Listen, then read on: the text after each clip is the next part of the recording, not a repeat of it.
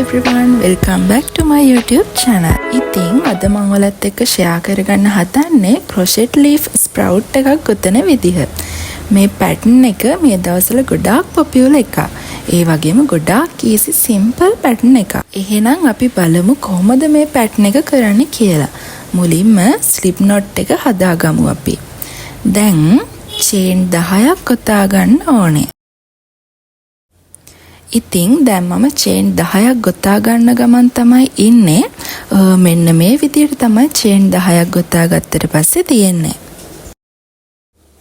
හරි, අපි දැන් ඊළඟට පළවෙනි chain stitch එක skip කරලා හදා ගන්න ඕනේ single crochet එකක් දෙවෙනි stitch එකට.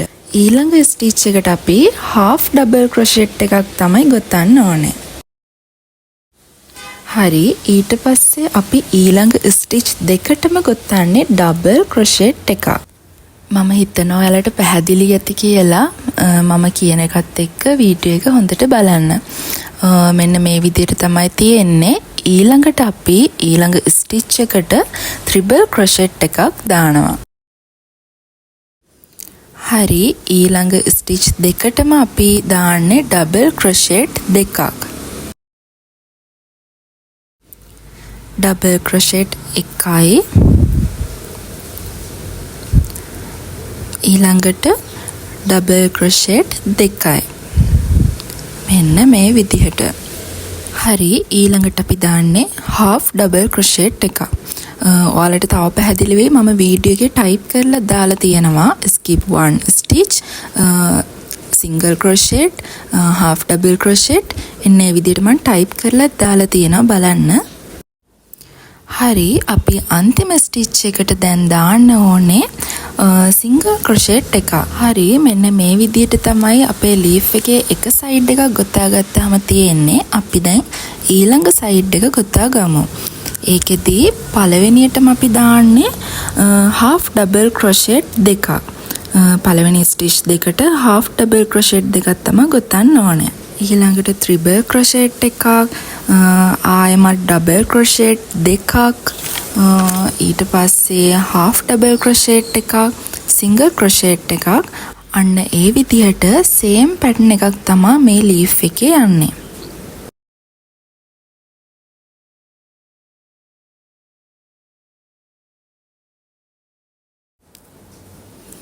හරි, දැන් අපි leaf එක completely ගොතලා ඉවරයි.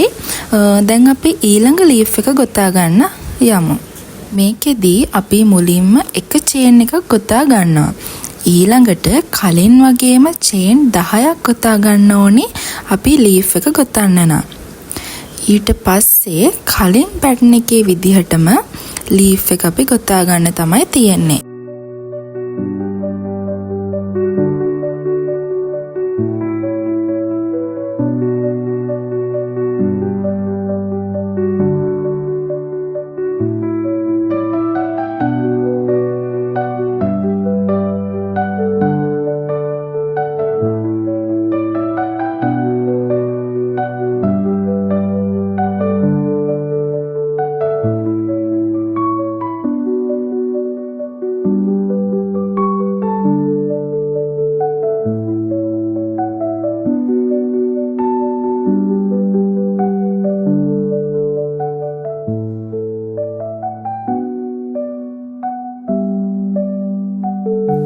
හරි, මෙන්න මේ විදියට අපි leaf දෙකම complete කරගත්තා.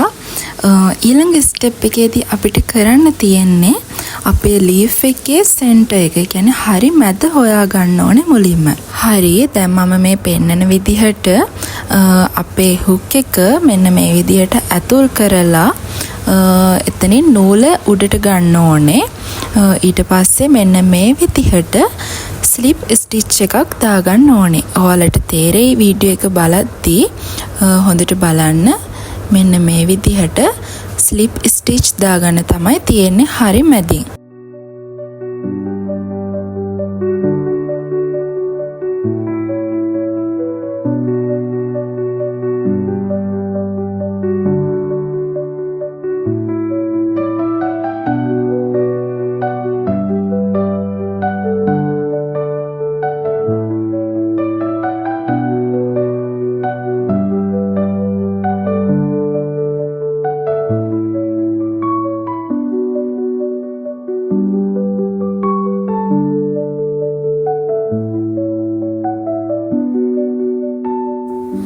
හරි මෙන්න මේ විදිහට මම එකත් ගොතා ගත්තා.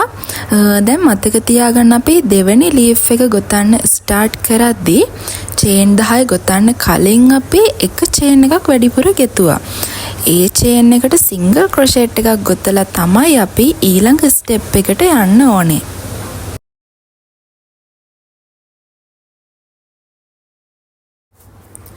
ඊළඟට අපිට කරන්න තියෙන්නේ චේන් 40ක් විතර. මම නම් චේන් 40යි ගොතන්නේ.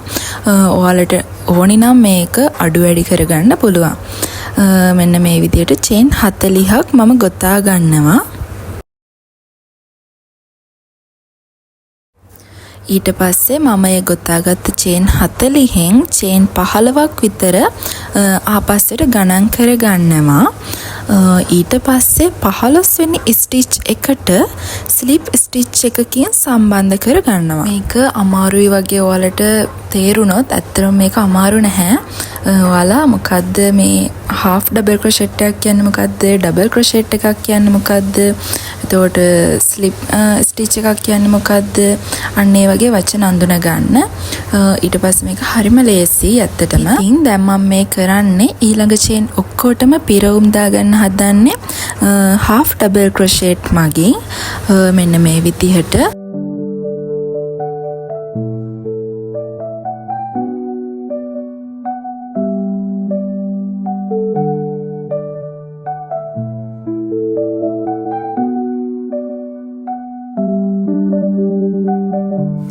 හරි මෙන්න මේ විදිහට තමයි මම half double crochet එකකින් අනිත් ස්ටිච් ඔක්කොම පිරවුම් දාගත්තේ. ඔයාලට බලන්න අන්තිම ස්ටිච් ටික මෙන්න මේ විදිහට මම ස්පීඩ් නොකර තිබ්බා. ඉතින් ක්‍රොෂේ කලාව කියන්නේ හරි ලස්සන කලාවක්. ඔයාලා මේක කරන්න පටන් ගත්තොත් ආසාවෙන් ඔයාලා දිගටම මේක කරනවා කියලා නම් මට විශ්වාසයි. ඉතින් පොඩි පොඩි මේ වගේ දේවල් අත්හදා බලන්න ඔයාලත් ඇත්තටම හරිම ලස්සන කලාවක් මේක. හරි අපි මේකේ අන්තිම ස්ටෙප් එකට තමයි ඇවිල්ලා ඉන්නේ. අපි කලින් ලීෆ් එකේ සෙන්ටර් එකට ස්ලිප් ස්ටිච් දැම්මා වගේම මේ ලීෆ් එකෙත් මෙන්න මේ විදිහට දාගන්න තමයි තියෙන්නේ.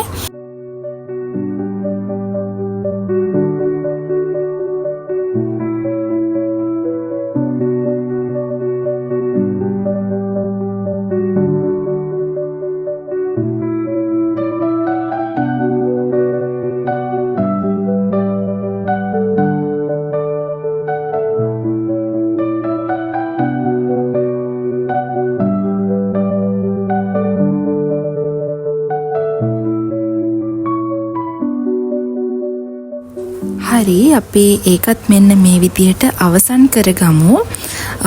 ඉතින් අපි දැන් crochet leaf sprout එකක් ගොතාගෙන ඉවරයි මේ වෙද්දී. ඉතින් අද මම මේ ෂෙයා කරගත්ත pattern එක ගොඩාක් easy ගොඩාක් simple pattern එකක්. මම හිතනවා ඔයාලා මේක enjoy කරන්න ඇති කියලා සහ මම හිතනවා ඔයාලා මේකට කැමති ඇති කියලා.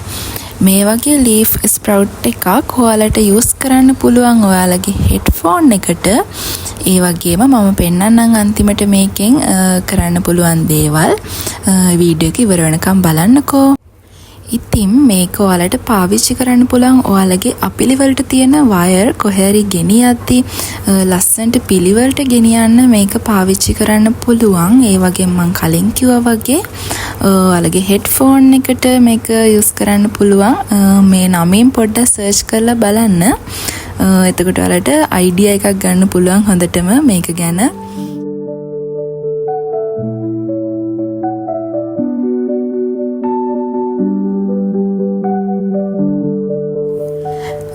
ඉතින් ඔන්න ඔය විදිහට තමයි අද මගේ වීඩියෝ එක ඉවර වෙන්නේ. ඉතින් ඔයාලගේ ලස්සන අදහස් පහලින් කමෙන්ට් එකක් දාගෙන යන්න. ඉතින් thank you වීඩියෝ එක ඉවර වෙනකම් බැලුවට මගේ channel එකත් subscribe කරන්න අමතක කරන්න එපා. එහෙනම් ගිහිල්ලා ආයෙමත් දවසක අලුත් වීඩියෝ එකක් අරන් එන්නම්.